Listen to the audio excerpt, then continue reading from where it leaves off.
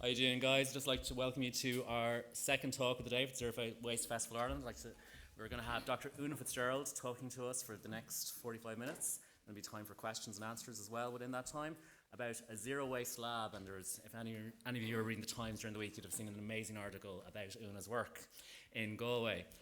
Just want to draw your attention to the fire exits. There's the doors you came in the back, and there's one here on my right hand side, your left hand side. We don't plan any fire alarms during the day, so hopefully it will all be good. So I hope you enjoy the talk. Gurmil Makov. Chris, here is it? We're moving on this one? Okay, thank you. Lovely. To the right? Sorry, that's the pointer. Sorry. You mean it's the button that says next? Okay. Okay.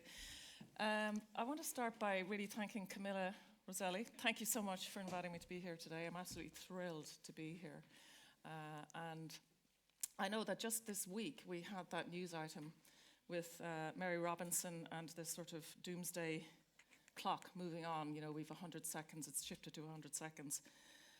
But the message I want to get across today is, you know, I think all lab scientists that do research love research. That's why they're in the lab. But the call out to scientists that I'm making is that we should love our planet while we're doing it, okay? And so even though that doomsday clock has moved to 100 seconds, I think actually that lab scientists have an immediate opportunity to do something about it because of what they do on a day-to-day basis. The problem is that they're not quite aware of what they can do just yet. Okay, so that's what this talk is about. But it's slightly different to my usual talk because Camilla said, well, this is a zero waste event, so I have to try and rewrite the material in terms of zero waste. And I'm very happy to do so. So we are fortunate, I would say. And what I'm going to do today is talk about my road to here. Certainly a year ago, I would not have expected to be standing here completely out of my comfort zone talking about anything to do with the environment. If you'd asked me any question about the environment last year, I'd go, yeah, global warming, yeah, it's happening, you know. Yeah, we should cut down on CO2, yeah. But I couldn't have gone longer than 2 minutes talking about the climate. And so I'll explain why I'm here. I will be talking about lab waste just to explain it to this audience. Actually, could I get a show of hands? How many people are working in labs right now? Okay, cool. How many people have ever been in a lab? Show of hands. Oh, that's not, so nearly everyone has been in a lab. How many people have never set foot in a lab? Okay, cool, I'll be talking to you then. Okay, so great, it's good to get a feel for that. So at least you might recognize some of the material that I'm going to talk about. But of course, we have many, many different kinds of labs. So I'll explain a bit about waste, and I'm going to then finish with just a short piece on our recent Green Lab certification, just to explain the process to people who might be interested.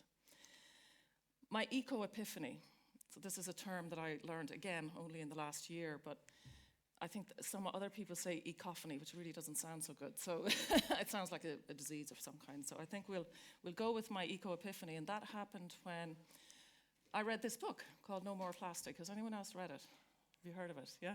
I mean, I picked it up randomly at a till in Dublin or Glasgow or something like that, like you would pick up one of these light books and read it.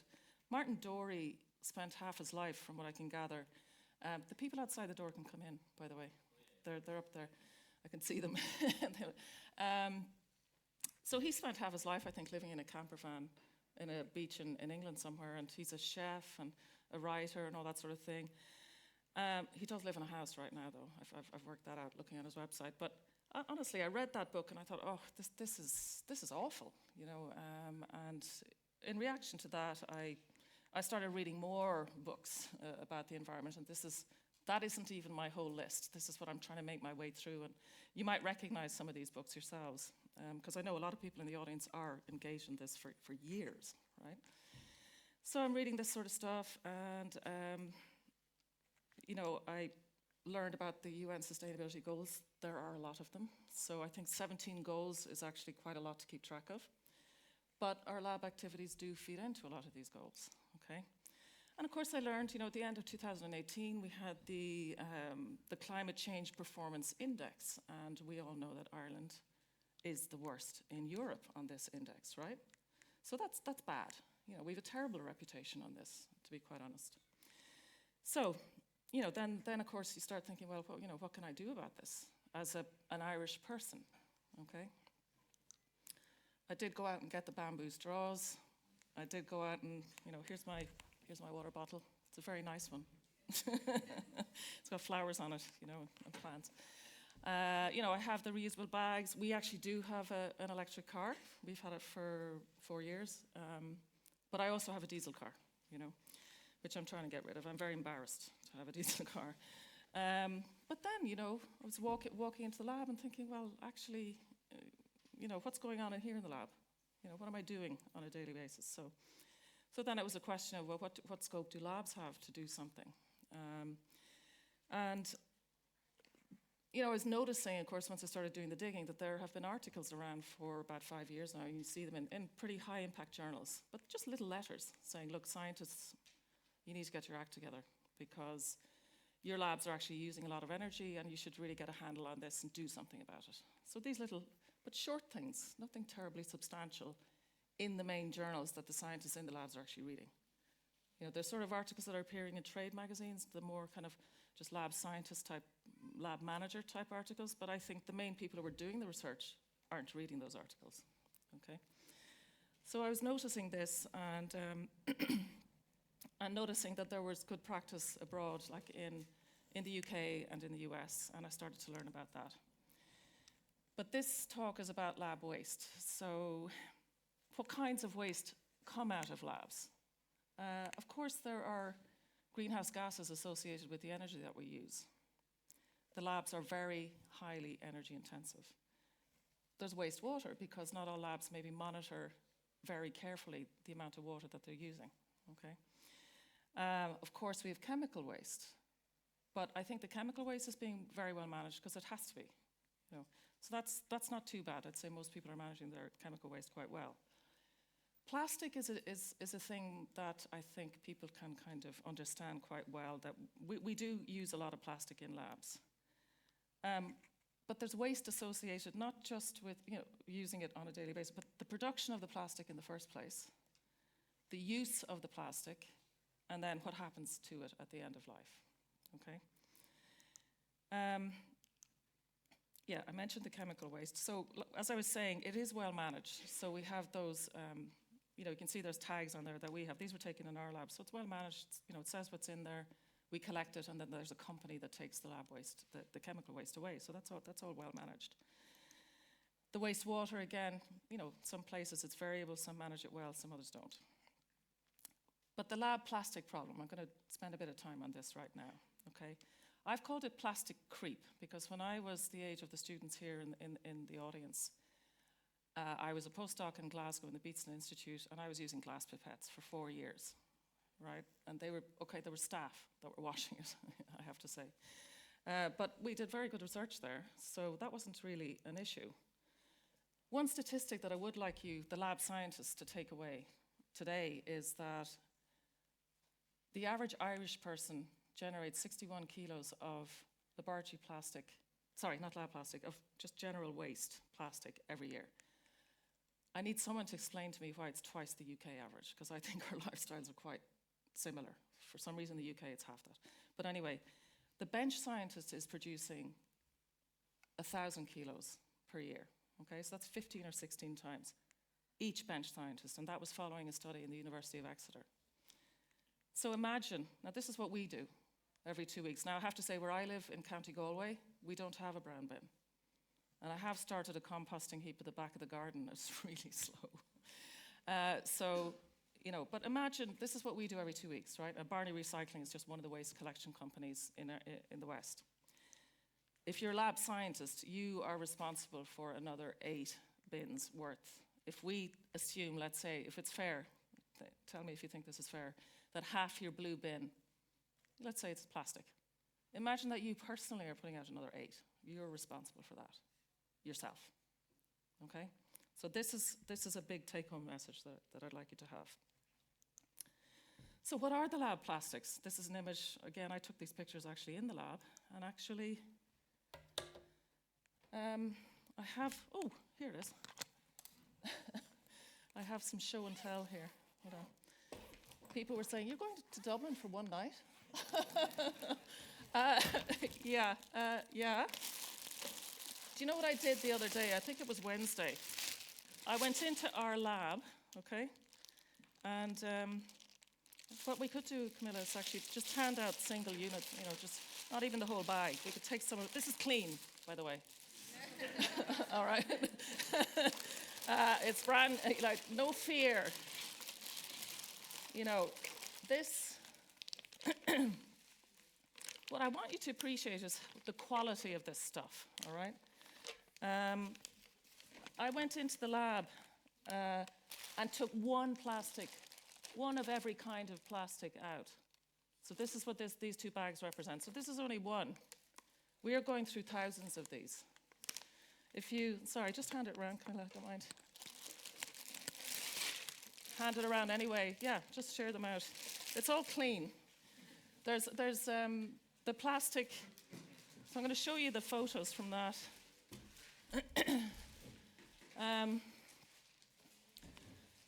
So that's what those two bags represent. One of every plastic product in our lab fill these bags, all right? So our lab, we've got about 60 people in it. I'll talk a bit more about it in a minute. But we also have large stocks. So this, all of you who are in labs, you have this as well. You've got your cupboards that are stacked full of plastic, of lightweight, sterile plastic objects. It's very convenient. In a well-funded lab, you can just pop along there and pull out a sterile pipette. You might be only pipetting water, but it doesn't matter, right?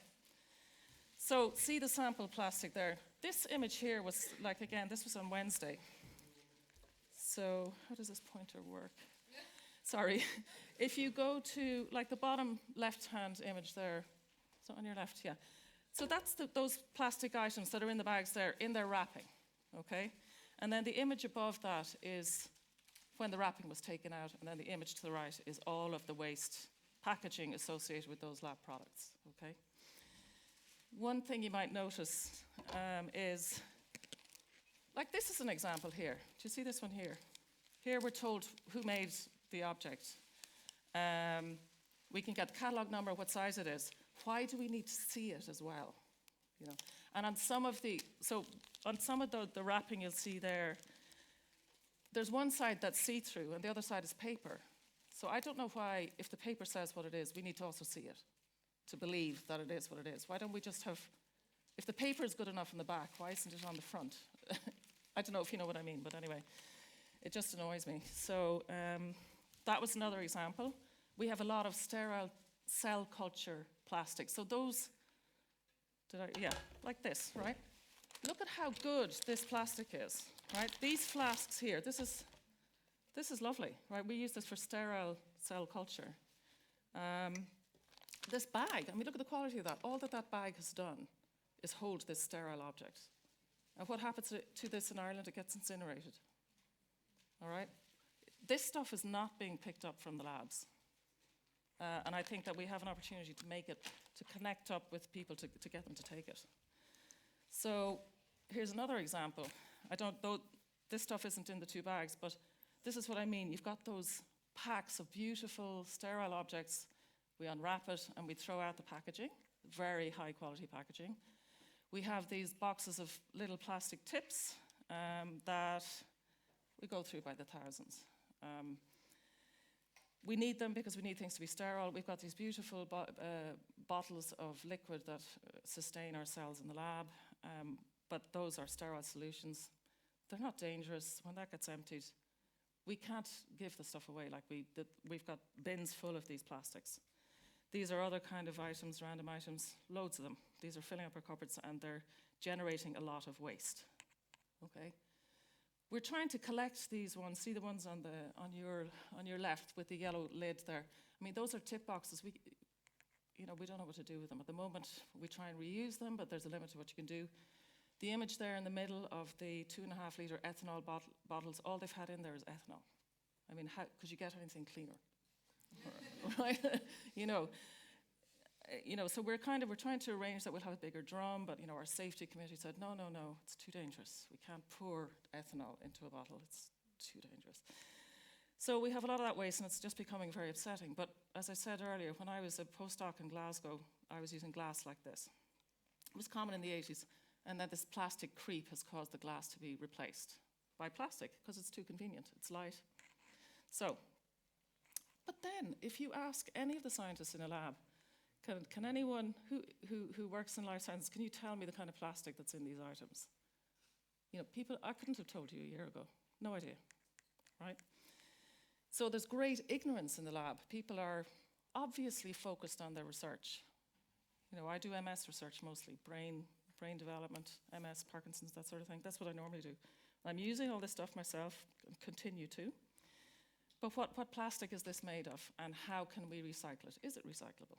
So, 20 years ago, resin identification codes, RICs, were defined. So when you pick up your plastic objects, now I have been giving out to Sarsta, which is the company that makes this, because they don't have resin codes on their plastic products. But Fisher, which is a big lab supplier, does. So if you look at the tip boxes that were in the pictures, they have the little triangle that tells you the kind of plastic. So your various bits of plastic, just keep looking for these and see if the companies that are making them are actually giving the resin codes, all right? So what are the resin codes of these items?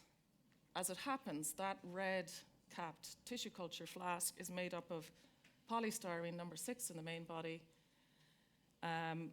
In the lid, though, there are two kinds of plastic. There is the high-density polyethylene, which is the number 2, and then there's a filter in there to reduce the chances of contamination. If that gets thrown out with all of those three together, it's not recyclable, all right? The one at the bottom there, why does the lid have to be a different plastic to the rest of the body? Because there are tubes you can buy that have the same plastic in the base and the lid. If someone throws that out with the lid on it, it's not going to be recycled because it's got two kinds of plastic, all right? The polypropylene is your Eppendorf tube, that small thing is only about that size. That's one plastic, it's polypropylene. What I've been learning very, very recently is that polypropylene can be recycled in Ireland. And we've got beautiful plastic that mightn't have touched anything or something that's really harmless. And we're just throwing it out, all right? So with lab plastic, as I said, the resin codes, I think anyway, for our lab are mostly polypropylene, polystyrene, and then polyethylene, high density and low density, mostly, which is the wrapping, the low density polyethylene. So can we reduce this waste to zero? How can we at least try to reduce it? I found this paper when I was writing to the EPA. When was it? It was during July or something like that to get money for this. They didn't fund it. Anyone from the EPA here? Huh? Anyway, I found this paper. I thought, oh, wow, this is going to solve all my problems because it's a paper about the carbon footprint, because I had to squeeze it into a kind of a call that was to do with greenhouse gases. That's why the whole thing was written in terms of waste reduction and greenhouse gases. But I still found this a really useful paper by these two individuals. The woman is the PhD student and the senior researcher is Sangwon Su. Anyhow, I liked it a lot because there's useful data in there. This is their first figure from the paper, and it talks about globally how much plastic or resin is produced every year, in 2015. So there were 1,085 megatons, which is 61% of the global production. I mean, these figures, like, they're huge. I don't understand them, to be honest, but this is about proportions. So in making the resin that's used to make the plastic products, that takes 61% of the generates 61% of the greenhouse gases. Sorry, then converting it into, so I think extracting the resin, 61%, conversion to the product, 30%, and then actually end of life is 9%. So if you just dump the plastic into the ground, it'll generate that proportion of the greenhouse gases. So I think it's an interesting diagram to think about. And it's broken it down there into the different kinds of plastics. So you can see the percentage, if you're focused on labs, of polypropylene and polystyrene in there. And Zhang and Su evaluated different strategies for reducing the carbon footprint of plastics. So I'm just thinking in terms of lab plastics, but so they say, well, maybe we could use bio-based plastics, or we could make sure that we're using renewable energy to power the equipment that's going to make the plastics, or we could increase the recycling of the plastics, or we could just reduce the growth in demand, because they've predicted it that globally the growth in demand for plastic is 4% per year, I think. So in other words, we're going to continue to ramp up our plastic production. It's not going down. So one way to reduce the amount of plastic is to actually just reduce the demand for it. So for us, I suppose for this talk, the relevant thing is the recycling and the reducing the growth in demand. And that's what we're trying to do in Galway. In case you don't know Galway, this is the CÚRAM running alongside our university. Way off in the corner in the distance there, that's our research building. You can see the old quad. It's a lovely campus, it's beautiful. I am a little concerned that with the rising waters that the engineering building is going to get flooded, because it's right next to it there. So I'm a little concerned about that, and I was wondering, should I bring it up with the president, that our campus is actually in danger of going underwater. So I'm a little concerned about that. But this is actually our building, and it's beautiful. It's a research dedicated building that's been open about 5 years, and it has these various fiefdoms, as I call them. Like there's an apoptosis research centre, there's the CÚRAM Centre for Research on Medical Devices, there's the Regenerative Medicine Institute, there's a Centre for Chromosome Biology, and there's the Alimentary Glycoscience Cluster, and we each have our own wing, right? So the one that we got certified recently is the CÚRAM lab. That's where I'm based. And that's where it is, on the first floor of this lovely building. So we were wondering, how could we make our labs greener? And by far the best roadmap that I found was this organization called NUI Green Lab, which coincidentally was set up by a neuroscientist as well. So she had worked in the lab. She has a degree from Brown, and then she did a master's in neuroscience in Harvard. But she left the lab. How many people have done a Western blot? Okay, good. So you know what I'm talking about. She sort of couldn't cope with how all the toxic stuff everyone was handling, and she was being shown how to do a Western blot, and she just said, I refuse to do this.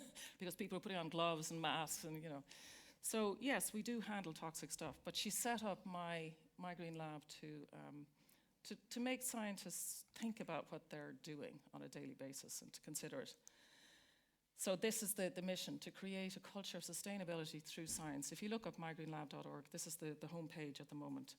And they run different programs. For instance, here, they run the Green Lab certification program. They run a clean chemistry program. They run a freezer challenge, which we've entered this year. They run a thing called the ACT label, which is really targeting lab supply companies to make them be transparent about the impact that their products are having on the environment. So I think that's incredibly useful. And then this other SEAL thing, I think is fairly new, but it's the Centre of Energy Efficient Laboratories. So they must be assisting with that as well in the US. So I think they're a great organization. They're non-profit, which is another thing I like. And we've been working really well with them. So what I'm going to describe to you now is the Green Lab certification process that we went through within the last year, okay? What we did was, in that building, we set up 5 kind of green teams, one in each wing of the building.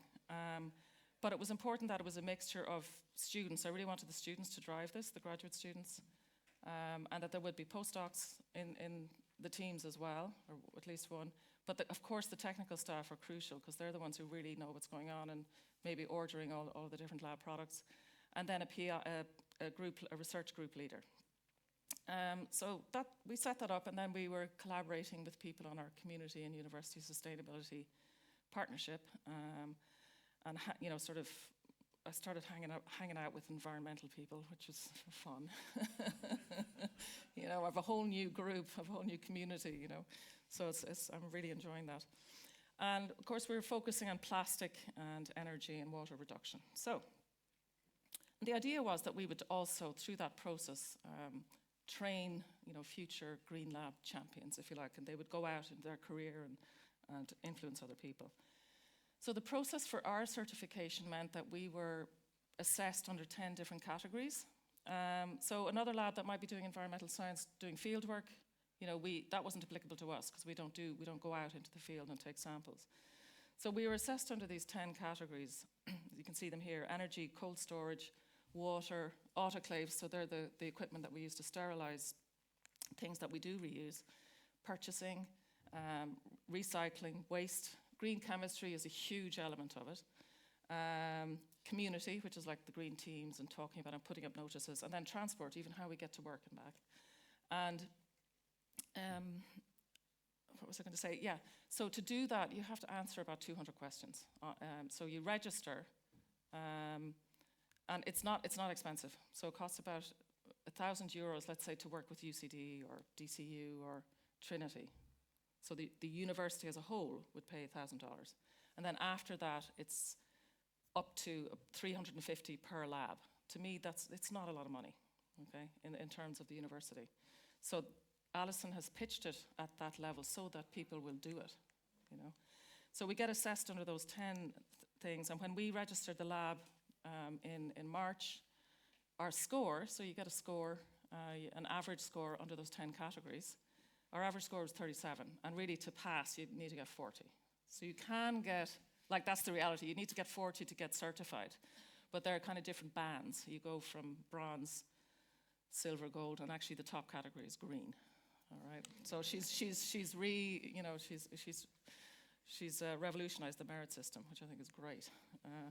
And anyway, when we just made it into the green band with 80, you needed to get 80 to get into the green band. But the reason it was low in the beginning was I didn't know the answers to all of the questions, you know. So that's why maybe the score was a bit low. And it's not about naming people or shaming or anything like that. It's just about describing your status quo. So I strongly encourage any labs, anyone who's here wants to go back and set up a green team in their lab. It's not hard. But you do need a team of people to share out these. Like you could share all your, I've turned these into task lists, and then you could just hand them out and people can gather the information. Then all you do is answer the questions again. So it's not that difficult. But you do have to show that you're working with My Green Lab for 6 to 8 months, okay? We have a couple of videos. We did a trailer in advance of a 7-minute video that describes our experience, and you can, if this is available, I think you can go and watch that in your own time. So then we thought, well, how are we going to spread the word on this? You know, it would be good to roll this out to the institutions across Ireland, and through Germany, who's sitting here in the audience, who works with the SEAI, I've become involved in a working group for public sector labs, which I'm finding really interesting, learning about hospital labs, Irish Water, Teagasc. So we were at a meeting in Teagasc in December. So I'm finding that really interesting. But I think education is also really important. So the idea we would roll out, Galway Green Labs, Athlone Green Labs, Carlow Green Labs, whatever, Dublin Green Labs, that people would, start owning that and sharing the information amongst themselves between the labs about how to green their labs. And that we would have a whole Ireland Irish Green Labs. That's what we're proposing at the moment. And that somehow we'll collate the data from all of these labs to help each other reduce our energy and to improve our practices. So that's kind of the vision for this. But a year ago, like I said, I couldn't have had an intelligent conversation with anybody about the environment. So I think there is, honestly, there really is a high level of ignorance amongst the general population, I would assume. So to sort of try and deal with that and to give the young researchers that would go out into labs a footing on which to even talk to their benchmates or their friends, we developed a Green Lab Principles and Practice module. That started actually on Wednesday. We started our first cohort. We've got 14 graduates. There are 3 or 4 master's students, and then the rest of them are structured PhD students. That's in Galway, and then we've got 10 people from outside NUI taking this module. One of them in Trinity and another 9 in 3 different universities in the UK, Glasgow, Aston, and Birmingham. And that's because they're part of a consortium with CÚRAM. So they get to register. And I'm really excited about this module, actually. And these are the topics that we're covering. I mean, it's really your climate change 101. The environmental scientists will find this really easy, but, what is global warming and climate change, and, how does it happen? We'll have the number 2, Rachel Rell from Green Lab, from My Green Lab. She's going to give a live, lecture in a couple of weeks from California. So it's an 8-hour difference. It'll be 8 in the morning for her, 4 p.m. for us. We're going to cover sustainability, the principles, and then the psychology and sociology of climate change, which is huge. Plastics is a big theme, as I mentioned. environmental ethics, governance and leadership, and ecology, ecosystem services, and then the circular economy. I've got a couple of the environmental scientist colleagues, and actually Diarmuid, I think I mentioned Diarmuid Torney from DCU is going to come down on the 12th and do a session on the World Climate Interactive Simulation, which I'm really looking forward to as well. That's going to be a 4-hour session. But you can see I've got other real environmental people contributing, so you know, have to have some credibility there. So that's the plan with the module, and the idea also is that 50% of the credit is going to each student to go out into a lab and engage with a lab that's not certified, just to get them going. So I'm hoping that that will be a trigger for the certification. So can we ever get to zero lab waste? You know, if you listen to the environmental scientists and also the climate communicators, for instance, George Marshall, who was a great guy, as far as I can tell, he's over in the UK. And I mean, a lot of people are saying that actually it's not that the information isn't there, it's there. What's happening is that people are not paying attention to it, or they're ignoring it, you know, or I've heard the term for the first time, meta-silence, where collectively, you know, you could say that collectively a lot of the senior scientists are saying, I'm too busy. You know, this is called meta-silence, where they decide, well, I'm not going to do anything. So whether or not lab scientists get involved in reducing waste depends on the story they tell themselves about climate change. And this is what George Marshall is big on. He has a TEDx talk, by the way, which is probably worth listening to. You know, so what do they tell themselves about climate change? Or what do they tell themselves about their own role or their own impact on the environment? What do scientists tell themselves about whether or not they can make a difference? I mean, that's something that would come back from anyone in the public, you know. What can I do? This is too big. Ireland is tiny. You know, we're not going to have an impact. You know, so I don't think we should, why should we bother? It has to be the US or China or whatever. So some people say that the final battle for doing anything about global warming is a psychological one. You know, we have the information. So I think if scientists can become aware of their own behavior and the influences on their behavior, then maybe we can begin to imagine a zero waste approach to our own work that we do in the lab. So I'll leave you with that, and I want to acknowledge the green team, fantastic green team. So actually, I've put in Neil Ferguson from our Explore scheme. There's a scheme on campus that they gave us €900 towards this effort. We bought bins with it and things like that, and it's funding the website, Galway Green Labs, and actually Irish Green Labs at the moment. And then on the top row, the rest of those, they're all fourth-year PhD students, actually, so they're really too busy to be doing this. And then Jill is a senior researcher in my lab. Alina and Ollie are the technicians in the lab. And then Maciek is our great graphic artist. James is another fourth-year PhD. And then Apleona, Patrick Lawless, is the facilities manager. That's the company, Apleona, that manages our building, you know. So they do that for the new human biology building, and they do it for the Lamb Institute as well in Galway. So I'm grateful to them. And also, we have one sustainability officer at NUIG, Michelle O'Dowd-Lohan. She started on the 1st of September, so we took our time getting one, I have to say. I'm grateful to Sinead Niwanin, who manages waste in Connacht, and we're collaborating with her. And then Geshe Kinderman and Paul had set up the Community University Sustainability Partnership, and Jamie Goggins is the chair. And thank you for listening.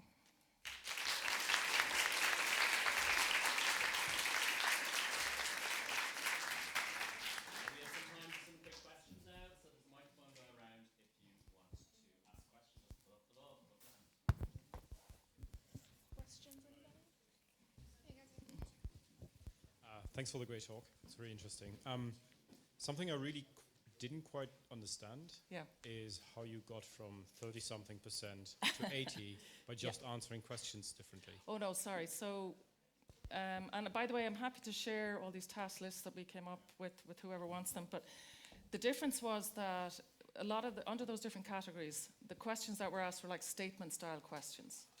Like, we always turn off our equipment after we use it. You know, it could be always, frequently, sometimes, never, I don't know, you know. And so our questions were over towards, you know, the sort of sometimes, you know, and it was about shifting so it was like I turned the questions into task lists, and then we went about getting the information. Do you see what I mean? Over that period of time. So like the transport thing, for instance, was like putting up a notice saying, there's a campus bus, and there's the Coca-Cola bikes are outside. And we also did a survey of how people got to work. And it worked out really well because it was all postgrads and they all get the bus with their cycle, or so we got a really good score in transport. And also, like, do you like, we don't have an airport in Galway, things like that. But the green chemistry as well. There are a lot of questions. It was like the 12 principles of green chemistry, which is a PDF you can just download. You get points for just putting it up around the place, so there are really easy wins. So I would suspect any of the labs that are relatively new, and like Ireland is relatively, in recent years we've expanded and all the labs are quite new, so they would get through this really straightforwardly, I think, Like following up from that now, so can you give some examples now? I was coming here hoping to get a bit more kind of like ideas of like, you already gave little pointers about like, see the media bottles and all that. So maybe some, like, how did you then deal with these things? Like some examples of where did you change things to improve your score there? Well, I did think, I have to practice what I preach, right? And I said, okay, well, I better pick a protocol that I'm doing where I can replace the plastic with glass. And I do tissue dissections, brain tissue dissections. And, I found that there were things that we were doing frequently. And we were taking a bit of tissue and putting it in one of these little dishes and then walking. So I was just going in here, and I was walking over here. And then I was taking it out, and I was throwing out the plastic. Like, that's what was happening. So that is now, we do it all in glass. It's a Petri dish, it's glass. It's really straightforward. And I've bought some pipettes. So I think if the lab scientists figure out what are my low-risk activities. What was happening in the well-funded labs is that people were taking the sterile pipettes and walking across the corridor to the main lab and just opening it up and pipetting water, So little things like actually labeling those plastic pipettes and saying, this is for water, this one's for salt, solution. This one, and then they just rewash it themselves, So if we can break down the protocols that we're using into low risk, high risk, like the cell culture areas are going to be dealt with last because, naturally, teaching labs, I think, have a big scope because the stuff has to last for the afternoon. I found out that Micro in Galway is throwing out like 15,000 Petri dishes. But, they're being used just to show people how to pour agar. You're not even going to grow anything in it, you know what I mean? So that's a really simple example. So I've a fourth year biotech student. This is the other thing, any of the academics in the audience, there's scope here for scoping out projects that are literally related to the greening of the lab. So I have a student who's going to focus just on that Petri dish problem. Because they were saying, well, we can't really clean it properly. We want to reuse it, but is there a way if the agar won't come out properly? And do you know what I mean? Can we really? And they were trying to. They have been trying to reuse the plastic, which is also okay. At least if you reuse it once, then you're buying half the amount that you did buy before. Do you know what I mean? So even little. So I would ask all bench scientists to pick one thing even that they do. Just look at it and find out, can they change it, or just make it greener. Turning off equipment, a really simple thing, the stickers.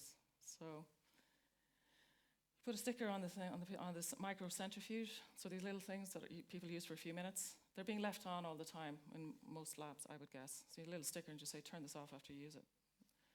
Then there's another one you use, a different color, and you say, turn this off at the end of the day. And then, of course, the red one, don't turn this off. It's really simple. I mean, Alison, she gives a talk and she says, do you leave your oven on all day in case you might cook? Which is effectively what we're doing. So the other big thing is up-chilling. So this gets some resistance, but we did it in our wing. So up-chilling means we changed our -80 freezers to -70. You do get marks for that. If you do that, you save a third of the energy. So if you do that in 3 freezers, it's like turning off a freezer. But the freezer challenge then goes beyond that because you have to manage the contents properly. Make sure you defrost it regularly, hoover out the filter thing. So they're really concrete examples. So there are a lot of really easy stuff. It's just that scientists haven't been looking at it. They haven't been thinking about it because they're focused on their results. They're not focused on how they're doing it. That's my experience anyway. But once you sort of understand it, I think it's really hard to ignore it. That would be my feeling. So. Yeah, yeah. Just wondering, did you invest in a sterilising unit for the test tubes? Well, I mean, we have autoclaves because we have autoclaves. All the big labs have autoclaves because they have to autoclave their waste before it goes in, out of the building. Like the waste companies won't pick it up until it's been autoclaved. So I think we tend to have one for waste and another one for glassware, like the normal beakers and things like that for micro, the conical flasks. Yeah, so we do. But one thing that I could have added here, but if we had more time, was there's actually a company in the States called Granova, and they make a tip washing machine. You know those little tips? And we use thousands and thousands of those. But it's like a dishwasher. You just take the tips and put them back in the box and then put them in the dishwasher and it comes out. And then there's another module you can add on to sterilise them. And I think that would be huge as well. It's about $50,000 though. But you know, there's a Dutch company supplying it, but I want it to come straight to Ireland if possible. Sorry. Sorry. I was going to ask a different question. You already answered it. But the thing about the upchilling, like we maintain a bio. The upchilling of the minus 80s. Yeah. We maintain like a bioresource for patient things. Yeah. Would you recommend? That's again. I mean, I think that's a whole other. People get very. I think if you're. About it. Yeah, I know. There are groups in the US that are doing side-by-side comparisons. I mean, I think so. What happened? Again, when I was the age of the postdocs here, or the postgrads, they were all minus 70s. And what happened was that the freezer manufacturers worked out that they could chill it to minus 80. We didn't ask them to do it. What happened was that when you got a minus 70, it would become a minus 80. And it uses much more energy. So I think, again, if you categorize your samples, if it's human samples, it's a different discussion. You can never replace that. So until they're taken out or used. But you could consider having a new freezer that you buy does not need to be at minus 80. You know, so there are people trying to do those experiments. And there's a whole mid-range, which is minus 40 and 50, which I'd never heard of. You know? There's stuff, DNA in minus 20. It could be at room temperature. I mean, that's what the freezer challenge is also about. Sorry, thanks so much. I absolutely love that. It was brilliant. Yeah. I really enjoyed the module that you've introduced for students, and the fact that 50% of credits go towards actually enabling the green kind of label to be given to labs. Yeah.